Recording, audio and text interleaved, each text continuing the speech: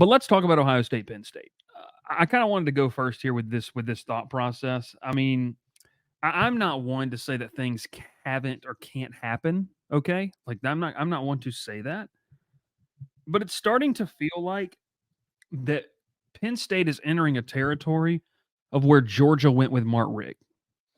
Like really great teams, and they're gonna, they'll get into some 12-team playoffs.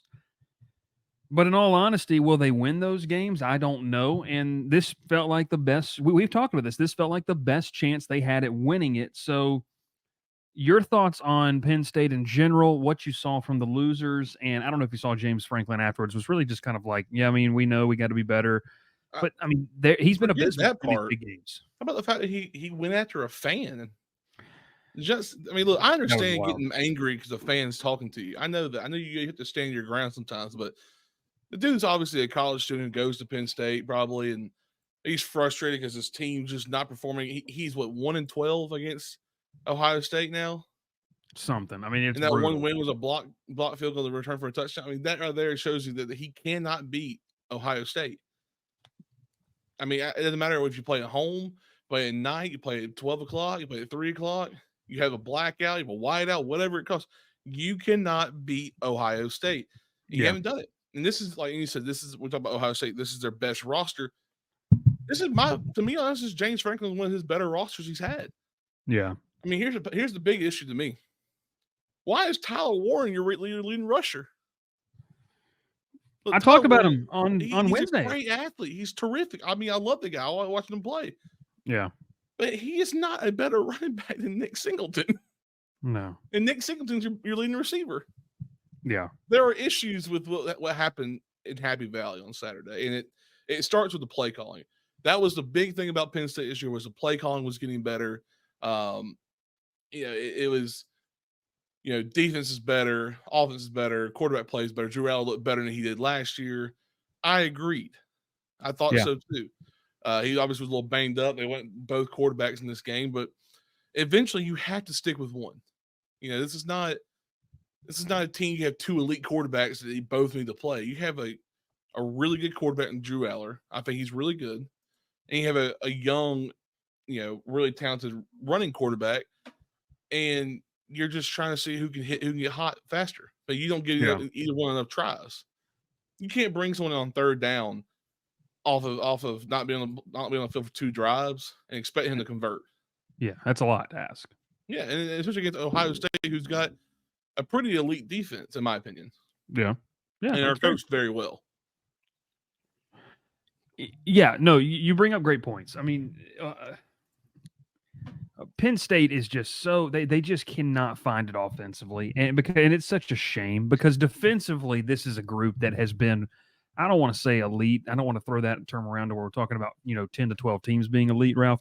But Penn State's been borderline elite, great defenses for the past like 3 or 4 years, and they can't get over the hump because offensively, I don't know what they're doing. So I hate it. I mean, I hate it for Penn State. I mean, they're still. We talked about it on Thursday. Still a path to the playoff, obviously. Yeah. You got to win out. But, in general, it's disappointing because Penn State fans knew what this was. They knew what the opportunity, to not even have a conversation about Ohio State the rest of the year because you win this one, you're probably in the Big Ten title game. And, you're probably going to play Oregon. Obviously see, but I don't know how the tiebreakers work in the Big Ten. Hopefully not. More than likely, Hopefully they're not drawn out of a hat like they are in the SEC if it gets down to it. I want to say one thing about Ohio State, though, and I said it on Wednesday. You have to run the ball with this team. You cannot put all this pressure on Will Howard to, win this game for you. He's not that kind of quarterback. 40 carries for 176 yards by a team. Congratulations. You played. You did what you needed to do. Quinshon Judkins, 14 for 95. Trayvon Henderson, 10 for 54.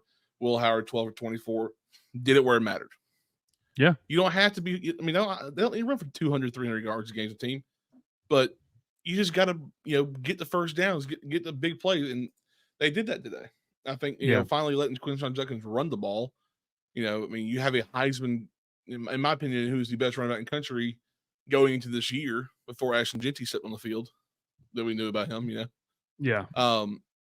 He was to me, he was a Heisman candidate. I mean, he's the most athlete. He's probably the most dynamic running back in college football. I mean, out of the backfield, receiving and running, I'd put him up there as number one. Yeah. And No, for him he's to get, elite. and for him to have 11 touches a game is criminal. I don't care who's your receivers. You have to give him the ball. And they did it today. They did it right. I think they played a great game. I mean, obviously, they got good receivers, but Penn State secondary is pretty good. Give them Penn that. State's very good defensively altogether. And you know, kind of Right. to what you said, we talked about it, you know, Ohio State's offensive line had some banged up injuries. Ralph, they just pretty much, which we talked about this. When you have injuries on the offensive line and you've got guys playing that maybe don't have the experience you would want in a big game atmosphere, what's the easiest thing to do? To me, Ralph, it's to run block instead of pass pro, because pass pro, you're asking them for guys to have great elite communication plus win their one-on-ones. Run block allows you to combo block up to the second level, and it allows you to really have a motor, I would say. I mean, you get to play downhill, and Ohio State did that. Like, they dominated that aspect of the football game. You mentioned, and it wasn't eye-popping stats, okay? Right. But they ran it 40 times. They said, you can't stop it. We're going to keep doing it. Yeah, we're just gonna keep going downfield, getting. I mean, we're gonna hit you in the mouth. I mean, and we talked about the injuries on Wednesday, Bryce. You have guys who moved around. Yeah. A big one to me, and people talk about when you move offensive linemen around, it's kind of hard because they're not used to a position. But what you do is you move the guys who can play those other positions. So you move centers to guards and guards to centers. Yeah. You can't really move the one that's on the tackle. It's a harder position to play if you're a guard or center. So that's what they did. Seth McLaughlin, obviously from Alabama transfer, played center.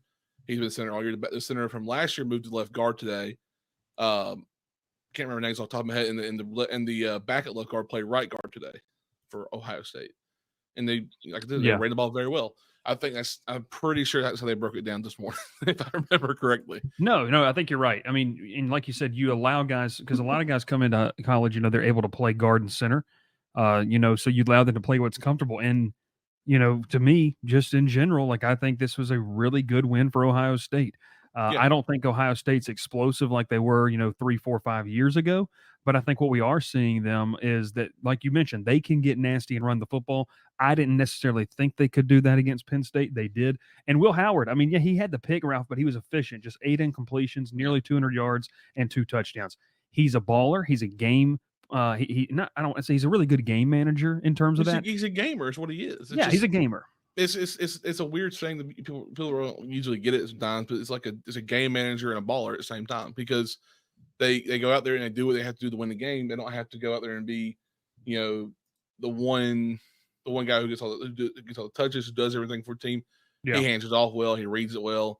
He can give you a 6-yard carry on a read option. He can throw it deep, and he does what he has to do. He's not flashy. Well, and you mentioned too, I mean, it helps when you have receivers, Jeremiah Smith, Brandon Ennis, Emeka Egbuka. I think I said his name correctly. We'll see. Carnell Tate is still a really good talent. I mean, they've got enough guys to where you can sit there and you can say, hey, it's not like I'm throwing to a bunch of randos. I mean, they've got elite receivers. So it's a perfect situation for Will Howard. This is a big win for Ohio State. Ralph, we're kind of in it for this. I still believe Penn State has a shot at making the playoff as a one-loss team. They got to win out. But now Ohio State, I believe, and am I wrong, does Ohio State play Indiana next week? No. They have Purdue, Northwestern, then Indiana. Okay, so they do, but they do still play them. I'm sorry. Yeah, it's a home game for them. They play Indiana and Michigan at home back-to-back weeks. Gotcha. Okay, well, I mean, Ohio State's that you control your own destiny once again to get to the Big Ten title games.